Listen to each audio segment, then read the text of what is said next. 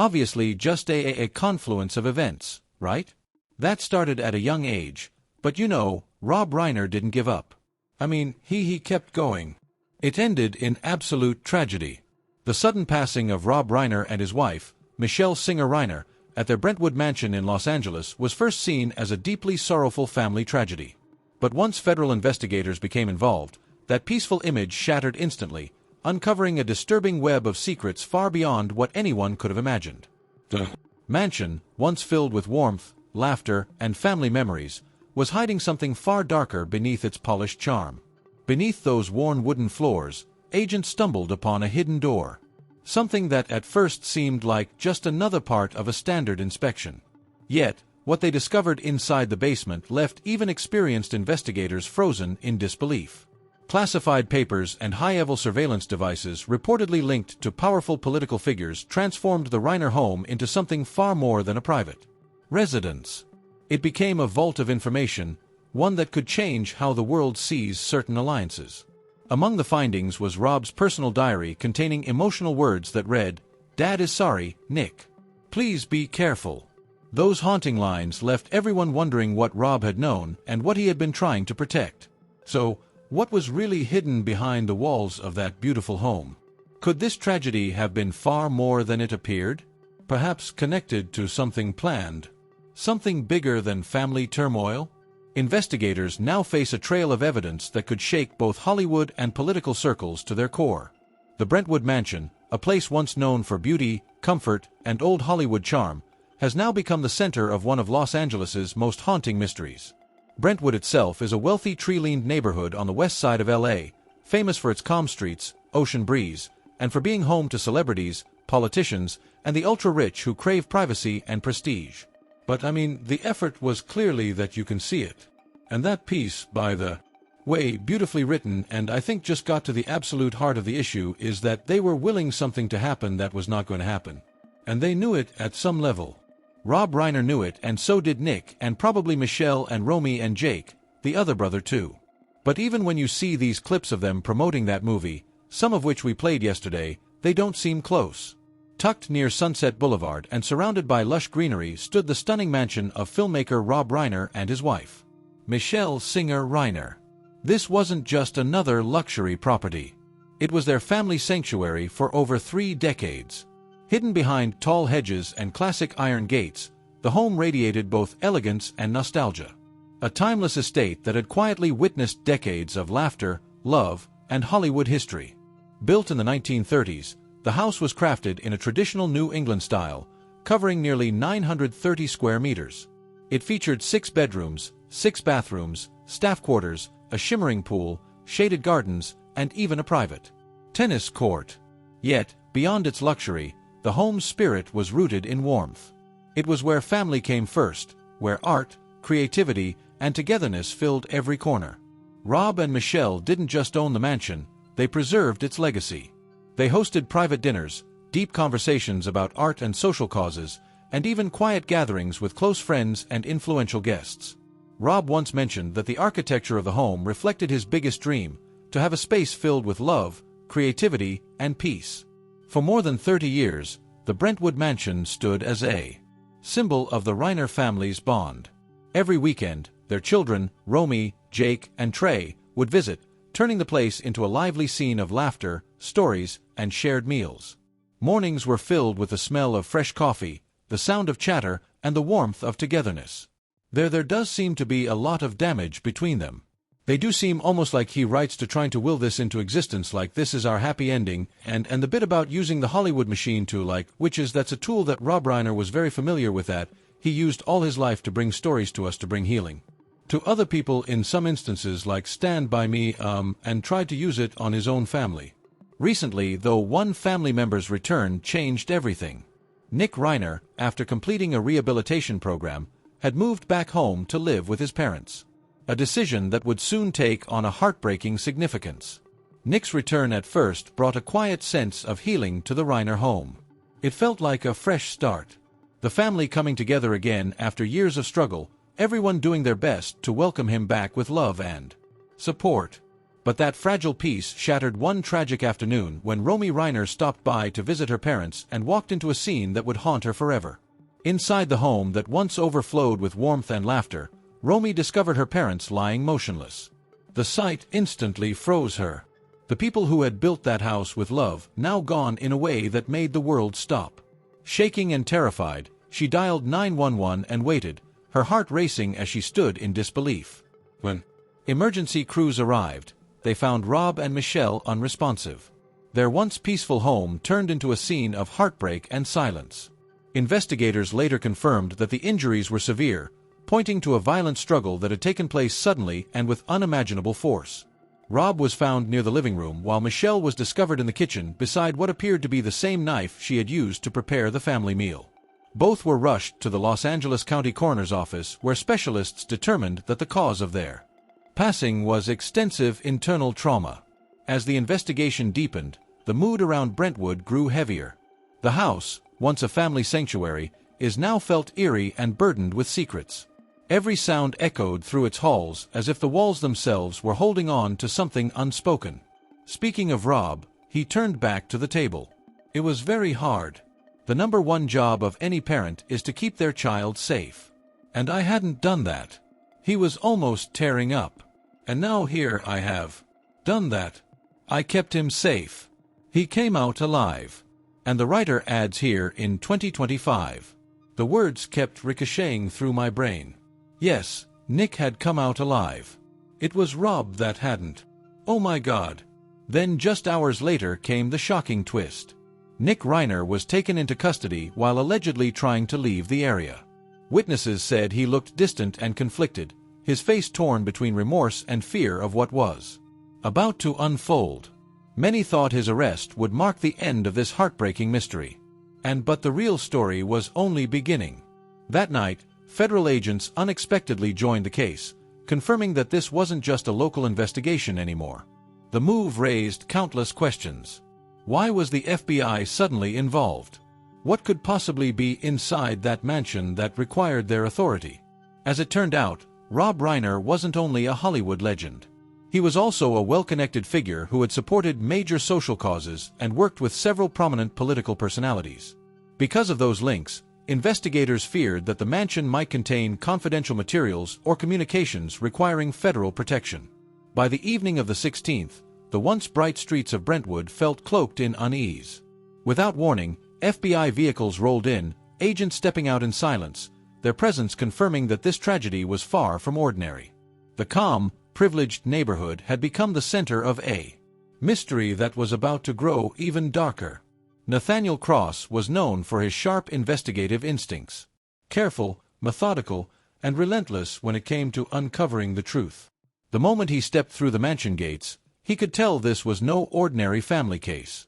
The air itself felt heavy, and every instinct told him there was something far deeper, something that touched both politics and power.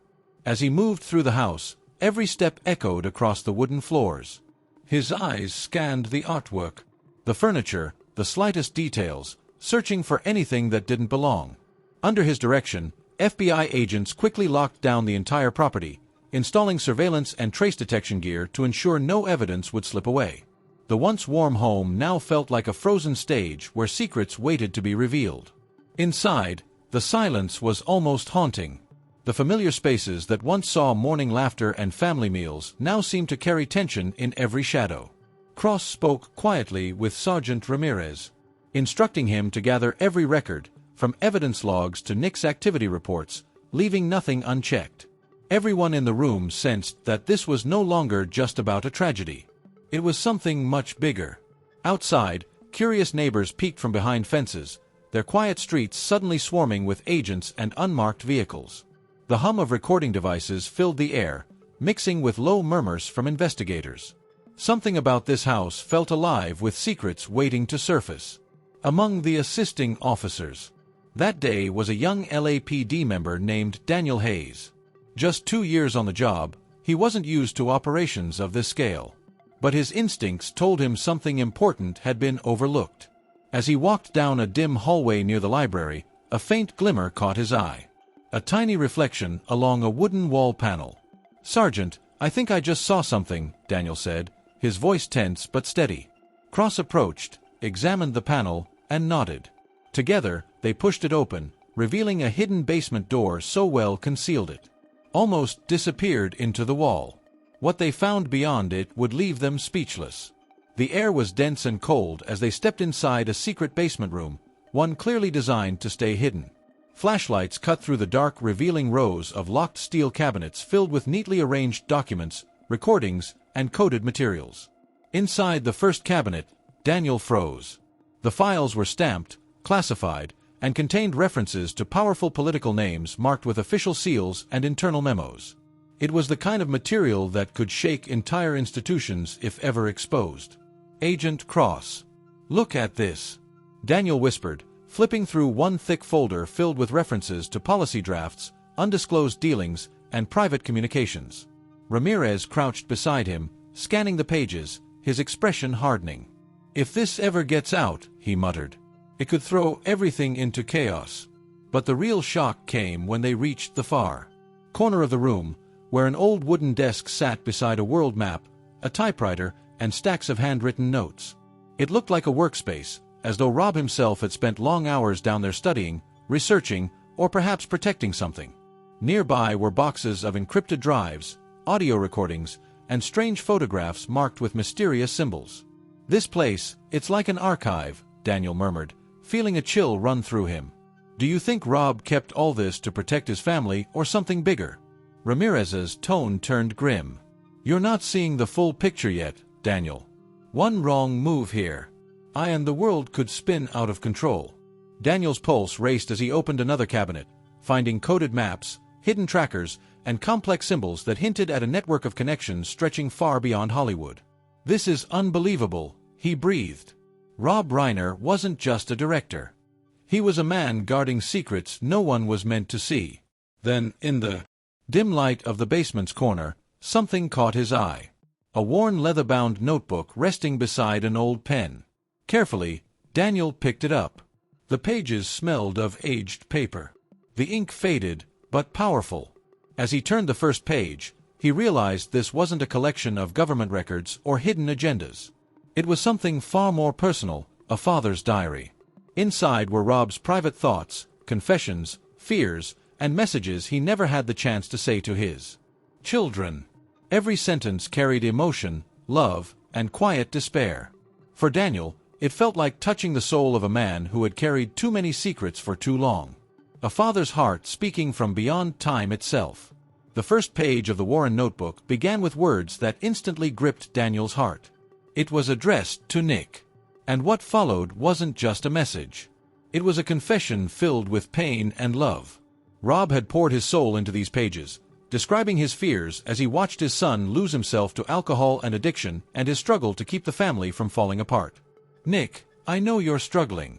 I just want you to know I'm always here. No matter how lost you become, I will never leave you." Those words hit Daniel like a wave, his vision blurring as he continued reading. The diary revealed sleepless nights. Rob sitting quietly outside Nick's room, praying his son would find his way back.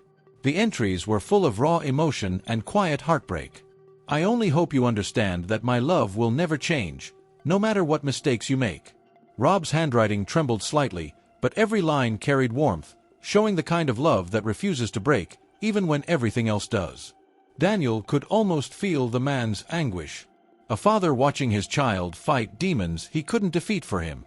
As he turned the pages, Daniel found letters that were never sent, life lessons that were never spoken, and reflections on work, dreams, and regret.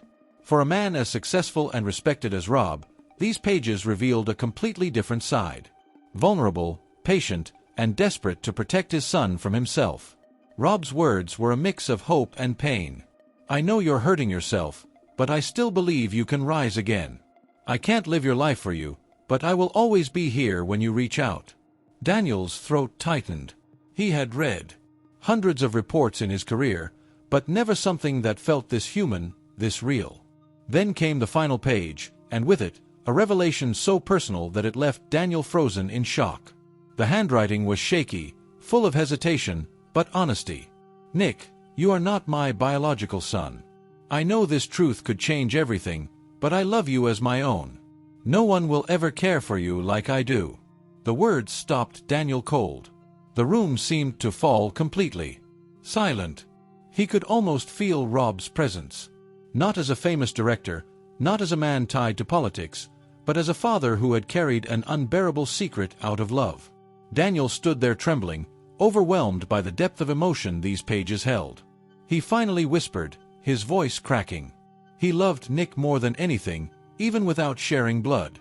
Tears filled his eyes as he realized that the greatest secret hidden in that mansion wasn't about power or influence, and it was about love, loss, and the invisible weight of family pain. With care, Daniel slid the notebook into an evidence bag, his hands still shaking. "Sergeant," he said softly, "we have to protect this. It's not just evidence. It's the heart of who he was." Cross gave a solemn nod, fully understanding. In a case that had started with mystery and tragedy, they had uncovered something even deeper. A father's love that refused to fade even after everything was gone. The basement fell silent again. Only the faint beam of a flashlight and the scent of aged paper lingered in the air. Daniel stood motionless, still feeling the weight of what he had just read. Every line of Rob's diary carried sorrow, love, and unshakable devotion. A father's love that went far beyond blood. He knew this discovery would forever change how the world saw the Reiner family. What once looked like a simple tragedy now felt like a story of deep loyalty and heartbreak between a father and son. But as emotional as the diary was, the investigation was far from over. Once the secret basement came to light, the FBI's focus shifted, and the case escalated to a level of seriousness rarely seen in Hollywood history. The materials stored in that hidden room weren't just personal records. They included classified data tied to political figures, private communications, and projects never intended to reach the public. Special Agent Nathaniel Cross led the analysis with utmost precision, instructing his team to go over every document line by line. They wanted to know if before their passing, Rob and Michelle had faced any pressure, intimidation, or manipulation connected to those files. That's when investigators noticed something strange. The mansion's advanced security alarm had never been triggered. For a system that detailed, it was nearly impossible for intruders to enter without setting it off. This meant one thing. Whoever did this knew the house inside and out. They weren't just after the family. They were after the secrets buried within those walls. Then came the chilling breakthrough. Forensic tests revealed traces of rare chemical substances in the couple's food and drinking water. Compounds so subtle that only advanced lab equipment could detect them. The evidence suggested that the victims had been quietly poisoned before the final attack took place. It was a deliberate effort to ensure they couldn't react or call for help, creating the illusion that this was nothing more than a family tragedy. Even more disturbing, agents uncovered hidden listening devices placed outside the mansion, camouflaged in trees, flower beds, and garden lights. Whoever planted them had been watching and recording the Reiners for weeks, maybe even months. The discovery made one thing clear. This wasn't random, and it wasn't personal. It was a calculated plan aimed at silencing a man who had too much information and too many connections. Among the most haunting parts of Rob's diary was a line that stopped everyone in their tracks. "There are people who won't let me live if I reveal everything." When Daniel read that, his heart sank. It wasn't paranoia. It was fear written by a man who knew what was closing in on him. The more investigators pieced together emails and files, the clearer the picture became. Rob had been under intense pressure to hand over or even destroy sensitive material.